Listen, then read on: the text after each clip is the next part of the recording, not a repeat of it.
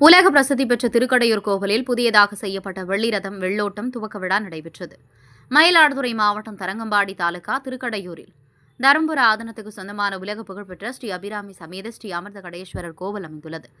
சிவபெருமான் இத்தலத்தில் கால சம்ஹார மூர்த்தியாக எழுந்தருளி பக்தர் மார்கண்டேயருக்காக யமனை வதம் செய்ததால் இத்தலம் அட்ட வீரட்ட தலங்களில் ஒன்றாக திகழ்ந்து வருகிறது. வருடம் 365 நாட்களும் திருமணம் நடைபெறும் ஒரே தலமாகும். இத்தகைய பல்வேறு சிறப்புகளை உடைய இவ்வாலயத்தில் உபயதாரர்களின் பங்களிப்பில் 3 கோடி மதிப்பீட்டில் புதியதாக செய்யப்பட்ட வெள்ளிரதம் வெள்ளோட்டம் துவக்க விழா இன்று நடைபெற்றது. தருமபுர ஆதனம் 27வது குருமா சன்னிதானம் ஸ்ரீலஸ்ரீ மாசிலாமணி தேசிக ஞான சம்பந்த பரமாச்சாரிய சுவாமிகள் தலைமையில் நடைபெற்ற வெள்ளிரதம் வெள்ளோட்டத்தில் அமைச்சர் சேகர்பாபு பங்கேற்றார். வெள்ளிரதத்தில் அபிராமி அம்மன் சிறப்பு அலங்காரத்தில் எழுந்தருள செய்யப்பட்டு கோவில் உட்பிரகாரத்தில் யாகசாலை பூஜைகள் நடைபெற்றது. புனித நீர் அடங்கிய கடங்கள் வைக்கப்பட்டு பூர்ணாகதி மகாதீபாரதனை செய்யப்பட்டு வெள்ளி ரதத்துக்கு சிறப்பு பூஜைகள் செய்யப்பட்டு பூஜிக்கப்பட்ட புனித நீரால் தேரின் கோபுர கலசத்தில் அபிஷேகம் செய்யப்பட்டது.